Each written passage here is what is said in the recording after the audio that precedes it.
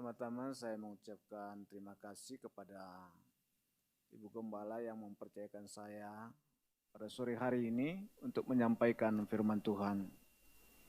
Juga kepada Bapak Devi Ondatu yang mempercayakan pada kesempatan sore hari ini menyampaikan firman Tuhan. Dan juga untuk seluruh sidang jemaat yang hadir, yang menerima kehadiran saya menyampaikan firman Tuhan pada sore hari ini. Yang menjadi teks renungan kita pada sore hari ini, bekerjalah selama hari masih siang, kita akan membuka dari Yohanes pasal yang ke-9, ayatnya yang pertama sampai dengan ayatnya yang ke-5. Yohanes pasalnya yang ke-9 ayat 1 sampai dengan ayatnya yang ke-5. Orang yang buta sejak lahirnya.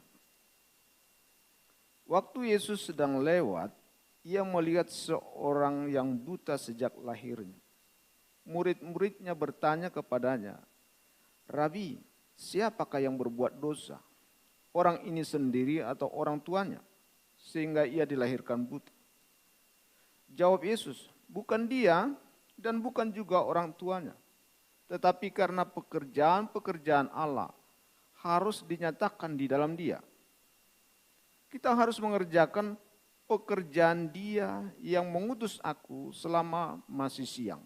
Akan datang malam di mana tidak ada seorang pun yang dapat bekerja. Selama aku di dalam dunia, akulah terang dunia." Kalau kita membuka mata, melihat sekeliling, kita akan melihat banyak hal. Termasuk hal-hal yang menurut kita, kenapa begitu? Apa yang kita lihat itu, kemudian di dalam diri kita timbul suatu pemikiran. Bahkan terkadang kita mengarahkan kepada suatu kesimpulan. Tapi yang harus kita pahami adalah, kesimpulan kita, pandangan kita, penilaian kita, itu baru sementara. Asumsi namanya. Kesimpulan sementara, itu bukan kesimpulan final. Mengapa kita harus menganggap itu kesimpulan sementara? Asumsi. Karena kesimpulan kita seringkali berbanding lurus dengan pemahaman yang ada pada kita. Dan kita harus sadar pemahaman kita terbatas. Pengetahuan kita terbatas. Sehingga kita tidak bisa menghukum dia, mengadili dia. Dia pasti begitu. Asumsi itu kesimpulan sementara. Dan setiap orang punya asumsi. Tapi asumsi itu harus kemudian dibuktikan dalam perjalanan selanjutnya. Maka ada penelitian lapangan, penelitian teori, penelitian ini. Membuktikan apakah asumsi kita benar. Apakah penilaian kita benar? Apakah dia memang begitu? Dan selama waktu masih berjalan, itu masih sementara. Semua bisa berubah. Yang kurang sempurna bisa menjadi lebih sempurna. Yang kita lihat kemarin bisa jadi tidak lagi seperti itu lagi hari ini, besok, bulan depan, tahun depan. Sehingga kita tidak bisa langsung berkata, dia seperti itu. Tidak bisa. Pengetahuan kita terbatas dan waktu masih berjalan. Masih ada hari siang, bukan? Belum malam. Masih ada kesempatan. Karena itu kita tidak boleh membuat suatu kesimpulan terhadap suatu hal secara mati. Jangan menghakimi katanya. Oke. Nah, kalau kita melihat di dalam Yohanes pasalnya yang ke-9, perkataan Yesus di dalam ayatnya yang ketiga adalah jawaban Yesus terhadap pertanyaan murid-murid dalam ayatnya yang kedua. Perihal adanya suatu potret kehidupan yang lewat, yang mereka lihat di dalam perjalanan. Ayat pertama. Pernyataan Yesus dalam ayatnya yang ketiga, jawaban itu adalah jawaban Yesus terhadap pertanyaan murid-murid dalam ayat yang kedua. terhadap sesuatu yang mereka lihat dalam ayat yang pertama. Ayat 1. Waktu Yesus sedang lewat, ia melihat seorang yang buta sejak lahirnya. Dan ini menarik. Ada orang buta, dan kebutaan adalah sesuatu dalam tanda kutip hal yang luar biasa. Dalam pandangan luar biasa tidak dikehendaki. Ada luar biasa sangat dikehendaki, sangat dipuji. Ini luar biasa yang dianggap dalam tanda kutip malapetaka. Lalu kemudian murid-murid timbul pertanyaan karena ada suatu potret kehidupan. Dan kemudian kita tergoda untuk memberikan suatu kesimpulan. Sekalipun ini pertanyaan dari murid-murid, tetapi ini mengisyaratkan sebenarnya asumsi mereka. Murid-murid berkata, Rabi, siapakah yang berbuat dosa? Orang ini sendiri atau orang tuanya? Sehingga ia dilahirkan buta. Dia bertanya, tapi pertanyaan itu sebenarnya mengisyaratkan juga dia punya pandangan apa. Karena dikatakan apakah orang ini buta karena dirinya sendiri atau karena orang tuanya. Jadi jelas dia menghakimi, membuat suatu kesimpulan orang itu buta karena dosa. Masalahnya dosanya atau dosa orang tuanya. Hanya itu saja. Jadi dia pada kesimpulan dia mengalami itu karena kesalahan. Karena dosa. Tetapi pertanyaan murid-murid ataupun pandangan murid-murid itu bukan hanya murid-murid yang punya. Itu pun menjadi pandangan pendapat dari sebagian banyak orang. Pandangan umum. Baik di luar gereja ini maupun di dalam gereja. Sehingga ketika kita melihat ada sesuatu yang sangat ekstrim. Dalam tanda kutip tidak baik. Kita berpikir, wah itu kayaknya karma itu. Itu kayaknya kutuk itu.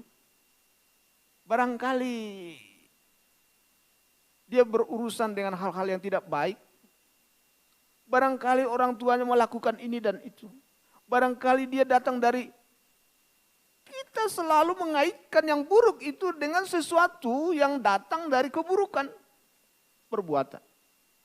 Entahkah itu dari dirinya, entahkah itu dari orang tuanya atau generasi di atasnya. Sehingga ada itu kutuk keturunan. Bukankah begitu? Baguslah kalau di sini tidak ada. Tapi di tempat saya banyak. Orang tergoda untuk memberikan suatu kesimpulan dan berkata itu karena itu hukum karma itu. Bukankah saudara pernah mendengar hal itu? Bukankah hal itu adalah pandangan umum?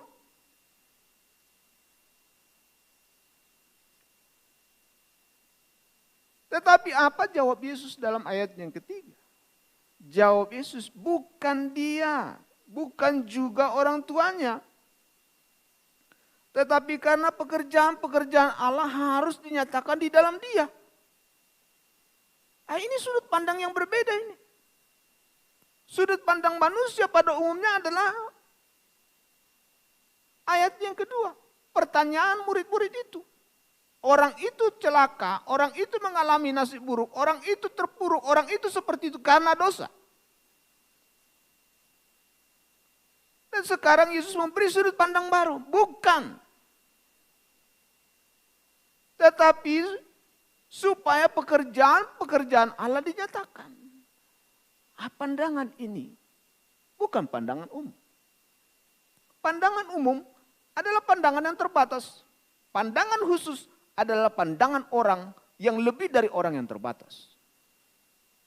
Dia melihat sesuatu yang tidak dilihat oleh orang umum. Dan memang pandangan Yesus mewakili hal itu. Yesus melihat dari sudut pandang yang sempurna sehingga dia melihat ini bukan karena kejahatan, bukan karena dosa. Saudara tidak bisa mengatakan kalau ada orang buta lalu saudara berkata itu jangan memang keluarga ini terikat dengan ini. Jangan-jangan orang ini banyak dosa kemudian ketimpa kepada anaknya. Kalau ada orang yang lahir cacat, kita mengaitkannya dengan perbuatan orang tuanya. Kita bisa menghakimi orang, tapi kita pun bagian dari itu. Tetapi pandangan murid-murid itu sebenarnya mewakili juga pandangan perjanjian lama. Teologi perjanjian lama. Dalam perjanjian lama, kalau orang Israel kemudian tidak hidup berkenan kepada Tuhan, maka hal yang buruk bisa datang kepada mereka. Umpamanya, mereka bisa kalah perang. Bangsa-bangsa di sekitar mereka lebih kuat sehingga menjajah mereka. Hasil pertanian menjadi berkurang, belalang datang memakan sehingga terjadi kelaparan. Ataupun hal yang lebih buruk, kusta. Atau yang lebih buruk, dibuang. Seperti orang Israel dibuang ke Babel. Sehingga yang buruk itu memang adalah isyarat Israel sedang tidak baik-baik dengan Allahnya. Itu di dalam perjanjian lama begitu. Dan saudara kan bisa melihat zaman para hakim seperti itu. Israel meninggalkan Tuhan, maka Israel kemudian terpuruk. Keterpurukan orang Israel secara manusiawi, secara jasmania adalah tanda Israel tidak hidup berkenan kepada Tuhan. Maka Tuhan menghukumnya dengan hukuman itu. Tetapi kalau kita masuk dalam perjanjian baru, kita tidak bisa membuat kesimpulan itu. Berbahagialah orang yang dianiaya. Dianiaya kalau dalam PL itu tandanya Tuhan marah kepada Israel. Tapi dalam perjanjian baru bisa jadi tanda orang yang percaya.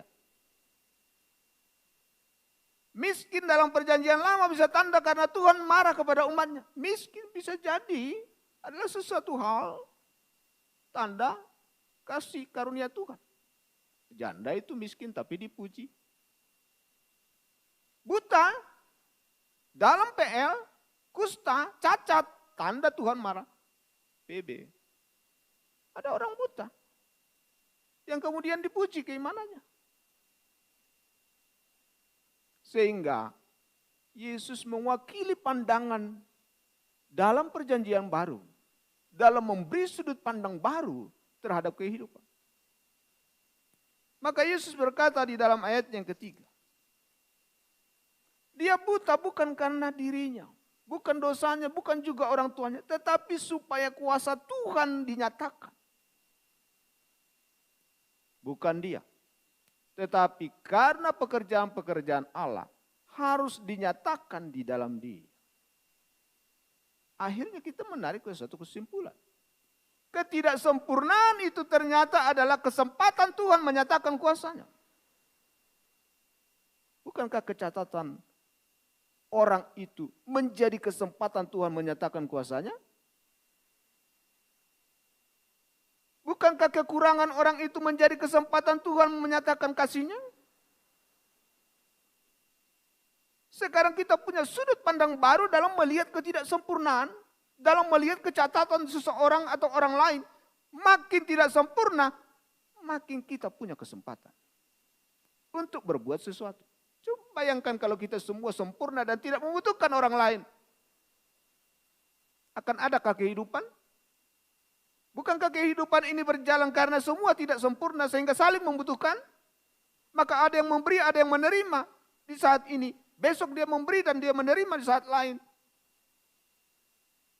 Ketidaksempurnaan itu menjadi kesempatan untuk menyatakan sesuatu. Kita membutuhkan sesuatu supaya kita bisa memberi jawab terhadap ketidaksempurnaan. Ketidaksempurnaan itu tidak perlu untuk dihakimi. Ketidaksempurnaan itu adalah sesuatu yang bersifat sementara. Dan sesuatu yang tidak sempurna itu adalah kesempatan kita. Kesempitan orang lain, kesempatan saudara untuk berbuat sesuatu.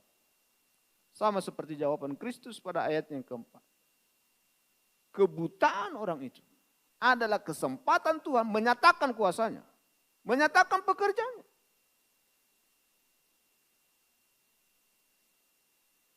Adakah orang yang sempurna? Itu menjadi pertanyaan sekarang. Adakah orang yang sempurna? Apakah saudara sempurna? Saya sempurna? Adakah yang sempurna di dunia ini? Bukankah dunia ini adalah tempat ketidaksempurnaan? Dan di dalam ketidaksempurnaan itu menjadi kesempatan.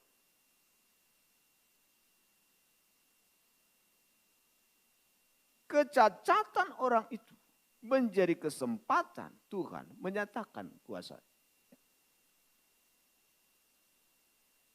Tetapi di dunia ini, sekalipun dunia yang tidak sempurna, banyak kebutaan.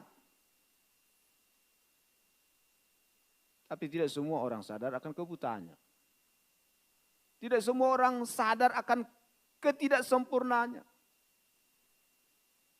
Ketidaksempurnaan orang buta ini tidak lebih buruk dari ketidaksempurnaan dari orang Farisi itu. Orang Farisi itu merasa tidak ada yang kurang pada dirinya. Maka dia dengan mudah mengadili orang lain. Kamu orang berdosa, kamu muridnya orang yang berdosa itu. Kamu datang dari keluarga orang berdosa. Saudara kalau baca sampai ke ujung dari Yohanes pasal 9, orang Farisi itu memberi kesimpulan begitu. Ketika orang buta itu disembuhkan dan kemudian bersaksi di hadapan orang Farisi, jangan ajari kami. Kamu kan anak dari keluarga orang berdosa. Dia merasa dirinya sempurna. Dan orang yang merasa dirinya sempurna adalah kebutaan yang tidak disadari. Karena tak ada yang sempurna. Tak ada yang sempurna. Nobody perfect.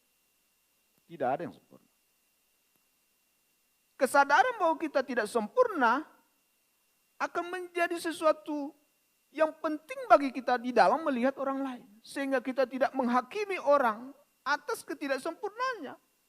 Dia tidak sempurna, saya tidak sempurna. Hanya kesempurnaan kita tidak sama. Berbeda. Cacat kita tidak sama. Berbeda. Cacatnya kebutaan orang buta itu adalah ketidaksempurnaan. Tetapi ada orang Farisi yang juga sebenarnya bagian dari yang tidak sempurna. Merasa sempurna.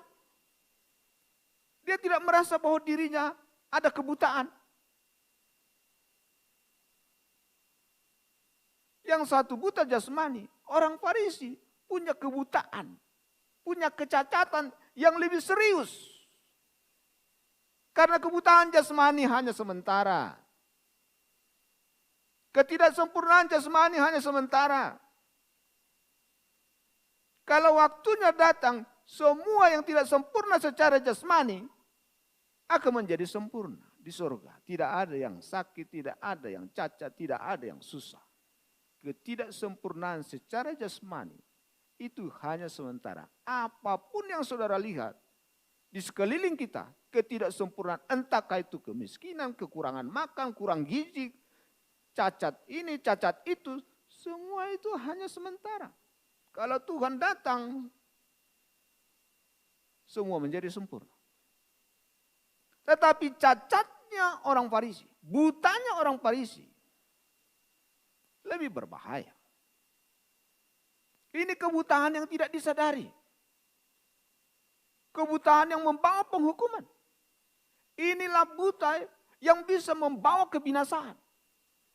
Yang bisa membawa kecacatan permanen. Tidak pernah sempurna. Buta orang Farisi adalah buta rohani.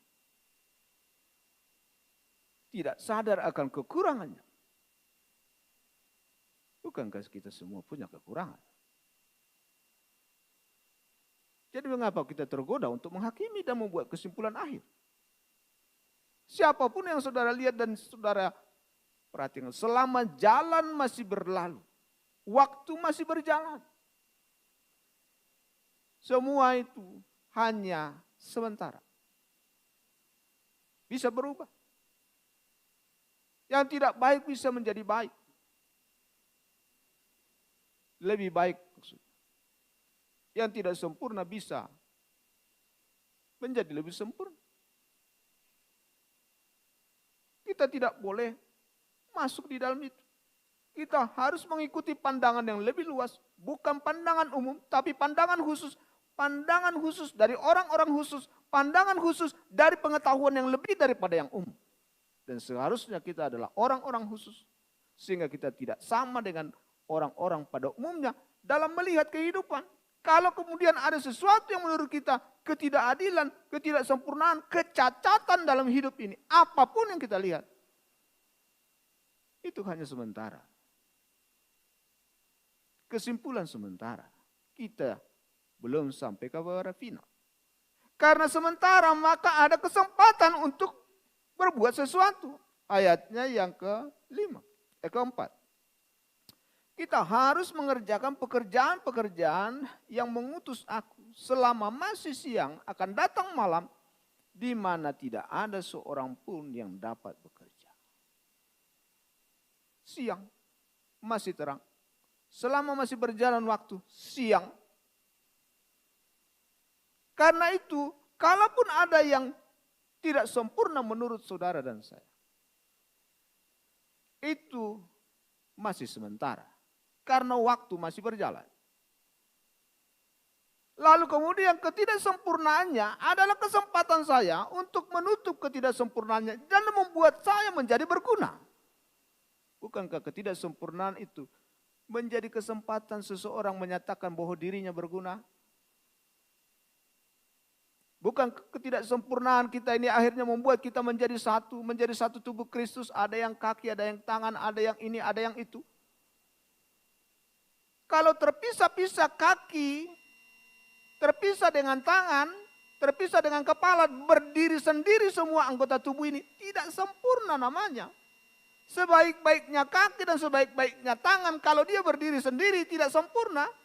Dia menjadi sempurna kalau kemudian sudah menjadi satu kesatuan yang saling menjalin satu. Sehingga ketidaksempurnaan tangan ditutup oleh ketidaksempurnaan kaki. Ditutup oleh ketidaksempurnaan yang anggota-anggota tubuh yang lain. Yang kemudian saling menutup ketidaksempurnaan. Jadilah satu tubuh, jadilah dia sempurna. Termasuk dalam kebersamaan. Tak ada yang sempurna di sini. Dunia ini bukan dunia yang sempurna. Gereja ini bukan gereja yang sempurna. Tidak ada yang sempurna di sini. Karena itu, hanya satu yang sempurna. Dalam ayat yang kelima. Selama aku di dalam dunia, aku terang dunia. Dunia adalah tempat ketidaksempurnaan. Satu-satunya yang sempurna adalah Yesus. Maka yang sempurna hanya Yesus. Sempurna Yesuslah. Jadi kalau saya tidak sempurna, itu manusiawi. Ada kecacatan pada saya. Dan bukankah kita semua punya kecacatan masing-masing? Bukankah kita semua punya ketidaksempurnaan masing-masing? Adakah orang yang berani menunjukkan tangannya ke atas dan berkata, saya sempurna? Tidak ada.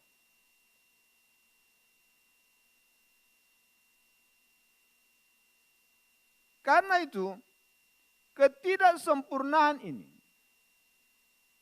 kebutaan seperti orang buta ini, adalah satu kesempatan bagi Tuhan menyatakan kuasanya. Dan kalau kita bawa kepada kita pada hari ini, pada kelompok kita, pada gereja kita, pada keluarga kita, pada dimanapun kita berada, ketidaksempurnaan orang lain, kesempatan saudara untuk menyatakan diri dan dipakai oleh Tuhan untuk berguna, menjadi terang, berguna, memberi hidup, berguna. Bukan untuk lihat, bukan untuk menghakimi. Kalau saudara menghakimi orang lain, saudara juga orang yang patut dihakimi, bukan? Karena tidak ada yang sempurna, bukan? Oleh sebab itu Yesus berkata, jangan menghakimi, supaya kamu tidak dihakimi. Kenapa? Karena yang berhak menghakimi hanya yang sempurna.